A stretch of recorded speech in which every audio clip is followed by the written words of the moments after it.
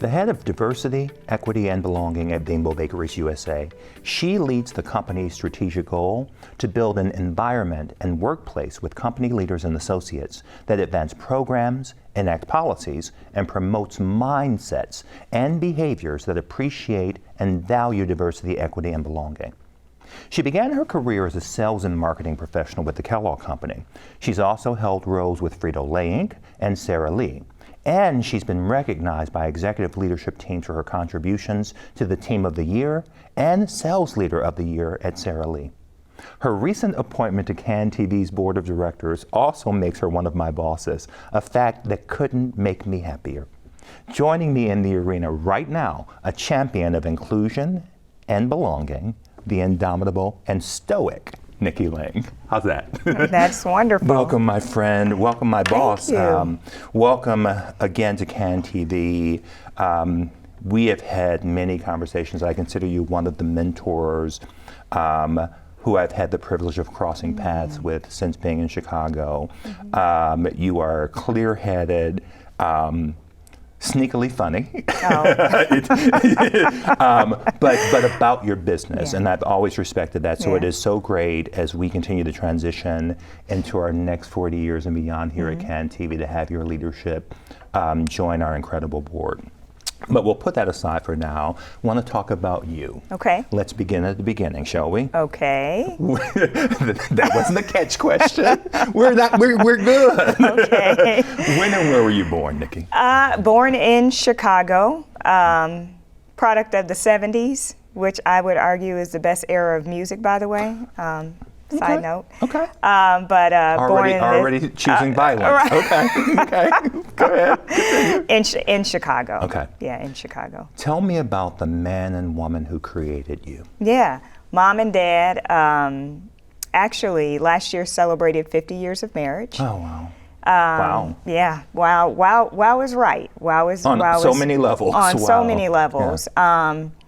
Very much traditionalist that are focused on their family, focused on opportunities, bringing the best to my brother and I, providing, teaching, and they loved music. And so we did a lot of concerts together as a family. So cool people, still my best friends, still telling me what to do, still champions of everything that I do. And still trying to kind of understand the world as it evolves, which they were doing when we were children too. My goodness. Yeah. How did they meet? Ooh,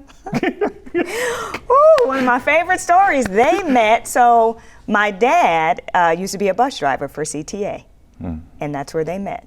Was she a passenger? She was a passenger. What's your daddy's name?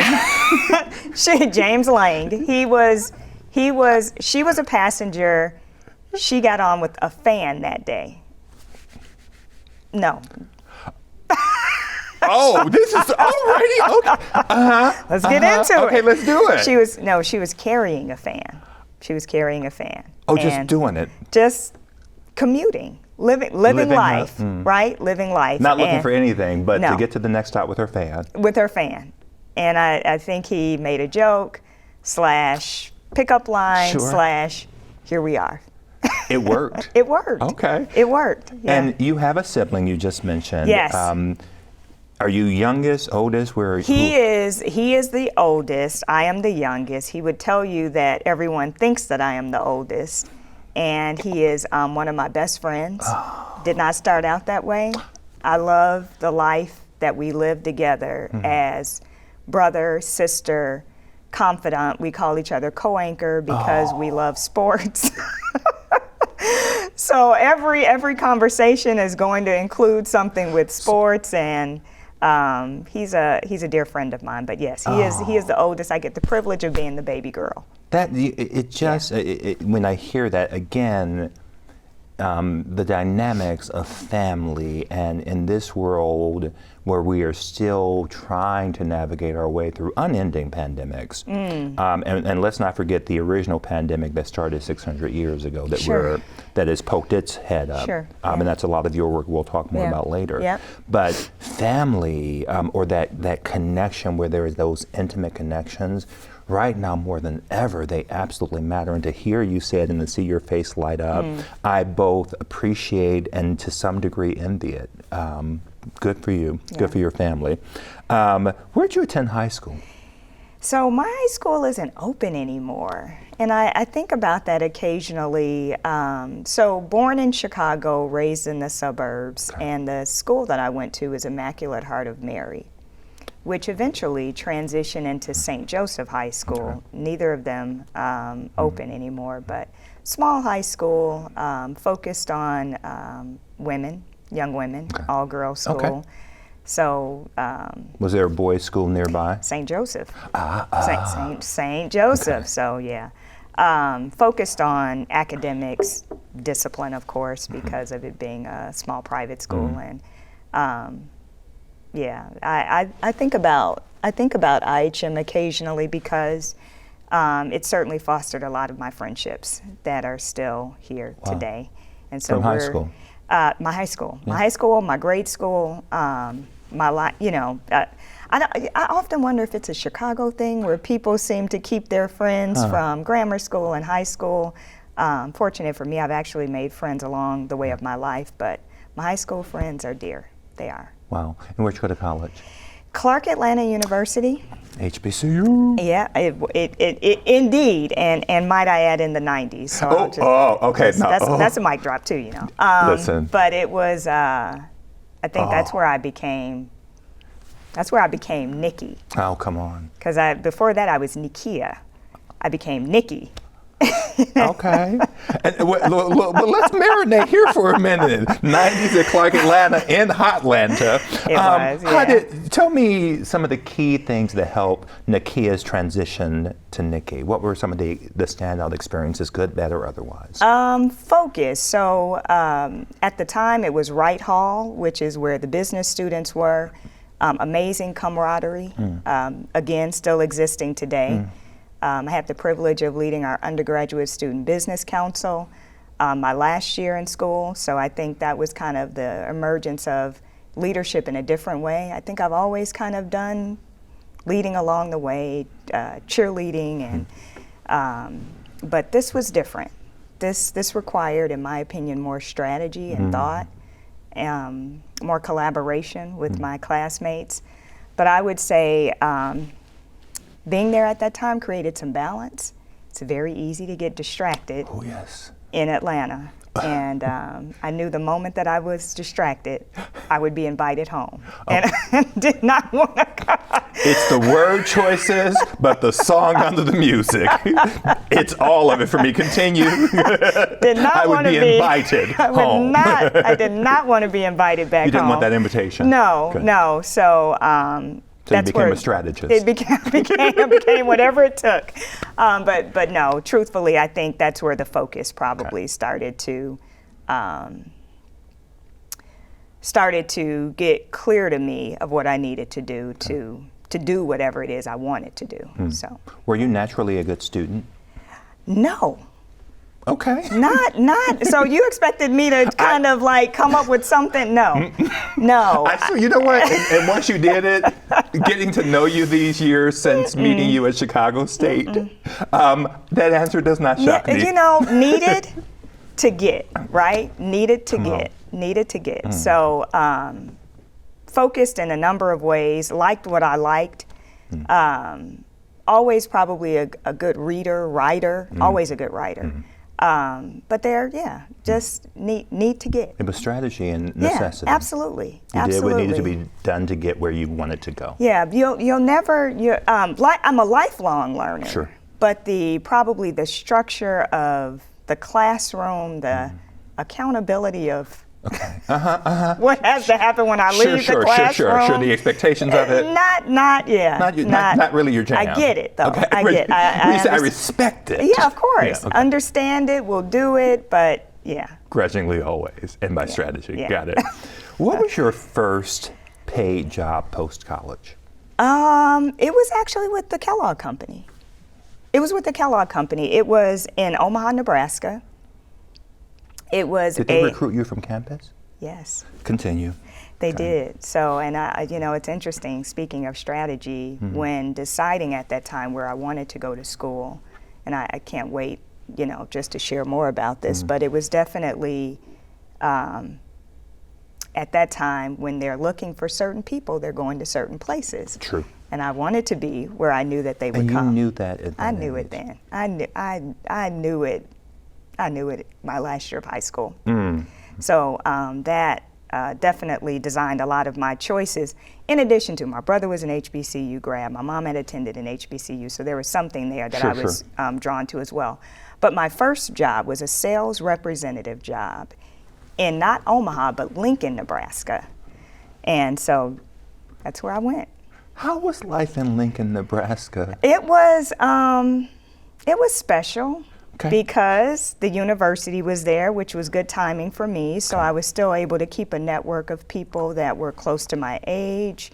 The arts, oddly enough, were strong. Oh, okay. So I was able to just plug a lot into the university. I lived in Nebraska for about 10 years. And A decade. A full decade. Yeah, special relationships. That came out of Nebraska. Okay. Yeah.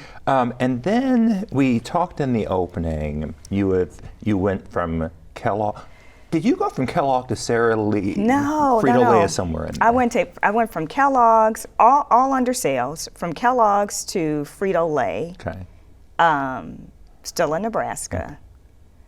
To Sara Lee. Okay. Did Sara Lee bring you here? Sara Lee did bring me here, but I had to stop in D. D what? D. The D. Come on, the D. What up, though? Okay, what up, though? Detroit? I did. Okay. Yeah. How long were we in? Yeah, I know, Nikki. This is just, yes. Talk about the D. I loved it. Michigan does not get its due. Preach. Does not get its due. Preacher. So 19 months. Best 19 months of my life. Come on. My mom's gonna love this. Yeah, best 19 months. At the time I was with Frito, it was a grind, quite a grind. Okay. And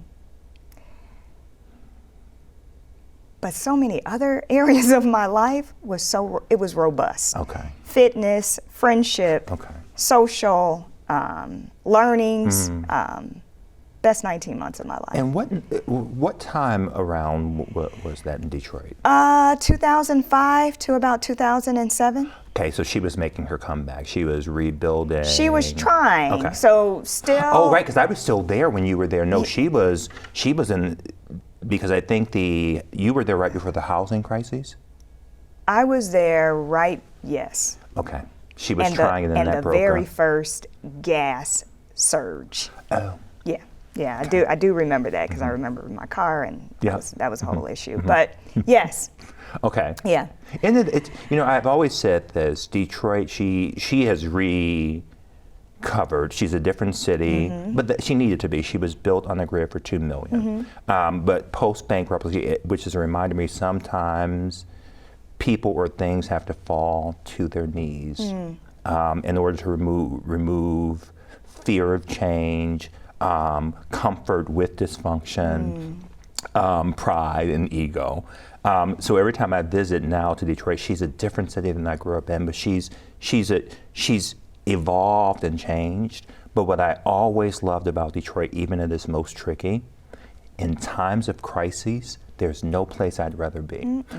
Sometimes in good times, we can get a little interesting, but in crises, we are a big southern town that takes care of each other. It's deep relationships. It's very familial. You found that to be the case? Great people. Great people. Great people. Great people. At the end of the day, it's a hardworking union town of good people. Down for whatever. Down. Yes. You want them with you. You do. You want them with you. Okay, Nikki, I'm sure I knew this from one of our but my gosh, it resonates. Yes. So you ultimately found your way to Bimbo Bakeries USA, and that was about a decade ago. Just under 10 years? Actually, I think it's been over 10 years. Yeah, over a decade. It's been over 10 years. So there's a part of that where Sarah Lee and the Bakery Group, which is what I was a part of, was acquired by Bimbo. And so that's how I came to be part of the Bimbo family. So you just answered what got you there. Yep. So a decade plus later, yeah. Do two things for me, and I'm going to sit back and give you the room to do it. Talk about the past decade plus, and then tell me what's keeping you there. Yeah. So I think it's interesting if we want to start to talk more about DEI, DEI and B, is that Sarah Lee kicked off the parent company, Grupo Bimbo's journey to DEI. So Sarah Lee was already doing a number of things, had a woman CEO and president, global CEO, president, Brenda Barnes. She was something to be reckoned with in general. Yep. Very well respected. But they kicked it off. So I started to see when I became a member of we call it BBU, Bimbo Bakeries USA. Not what we see today. Not what we see today. But wanted to be something different. So I think that it's always interesting, right? Latin-owned company, right? Mexican-owned company. Mexico City? Mexico City. Yes. Okay. Mexico City, family-owned.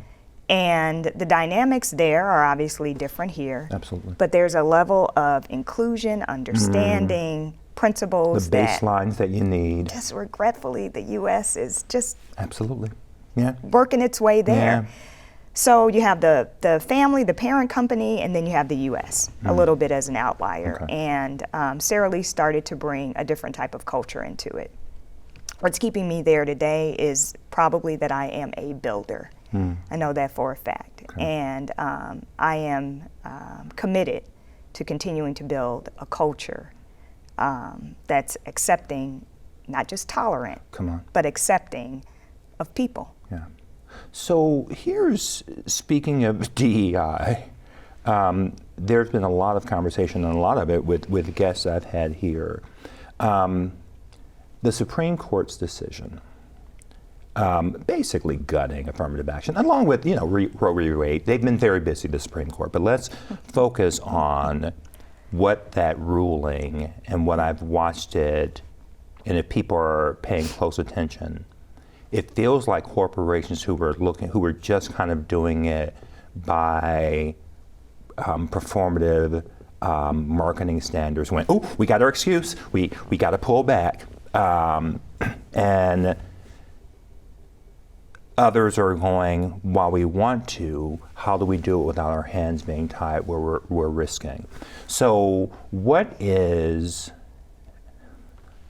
your opinion of, and not talking about Bimbo, take Bimbo out of this for a minute, but globally as an expert in this space, what is the current health of corporate DEI in this country? You said it so well.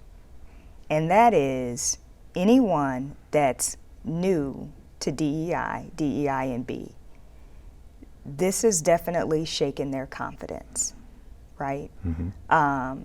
They are figuring out how to do or not do anything else. Yeah. Because their motivation at the time probably wasn't genuine. It was desperation versus design. Yeah, but I will say this. The good news is that DEI is not new. There are aspects of DEI, supplier diversity, used to be under more metric tracking, which was EEOC. Those types of things have been around longer than some people's kids, candidly. Yeah. I mean, over 30 years of a track record. And where that has taken place is probably where it's been most sustainable. The other thing that I'll say, and you mentioned just talk about it in general, the marketplace customers all have a responsibility. Come on. And so if everyone is doing what they are supposed to do, this ain't going nowhere. Come on. Very simply. We all have a responsibility. If we start to lose focus, inside or outside of corporate, Come on. inside or outside of universities, Come on. we can expect what we're reading to be true. And I always challenge what I read, and I know you're very well read. There's so much propaganda about it being pulled away, changed. Give me a name. Give me a name, and let's stop talking in theory. Things have changed at some companies to become a little bit more employee engagement focused. That's okay. We need to know what's going to keep people motivated around and doing what we're paying them for at the end of the day. But I'm not saying that it's not happening. I'm not seeing the complete shift that's being written. And I just think that that's odd. I know people in positions. I know people whose teams and budgets are still growing, myself included. I don't know. I want to see more. But consumers, marketplace, we all have a role. And so we shouldn't let ourselves off the hook for our role in everything that's DEI related as well. Absolutely. Yeah. Wow. Got about a minute left in this segment. Sure. Let's see what we can fit in. All right. You were recently, and I'm so happy, your leadership already is impacting the organization. But you were appointed to the board of directors for CAN TV. In the studios where we sit right now are part of the CAN TV network. Two-parter, what interested you in a significant role of governance with this organization specifically, and what do you hope to help accomplish during your multiple tenures on this board? So very glad you asked me that. Innovation is what I would say attracted me, and knowing that there is an entire generation of people that want a voice, and I believe CAN TV can and will give it to them.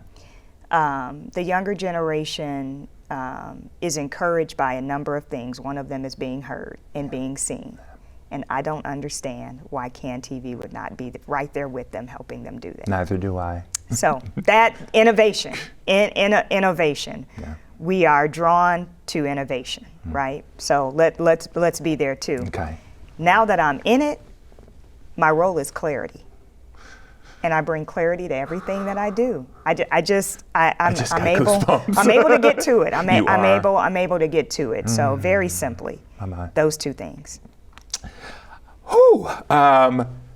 And you perfectly timed us out. Wow. Good. Nikki Lang, for things big and small, I am so grateful for your mentorship, your leadership, your support and advocacy, your counsel, but that you are, in a more global sense, standing in these spaces,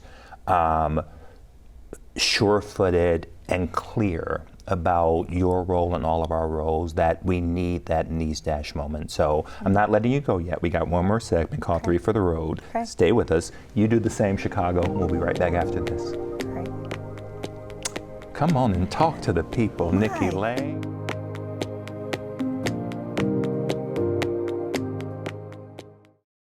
On the next Chicago Newsroom 2.0, we'll commemorate Autoimmune Awareness Month and National Kidney Month with 3 incredible women doing incredible work to raise awareness around autoimmune disorders and kidney disease. Join the conversation Wednesday at 7 p.m. on CAN TV Cable Channel 19 or stream live on cantv.org or on the new CAN TV Plus app. Experience the power of community television.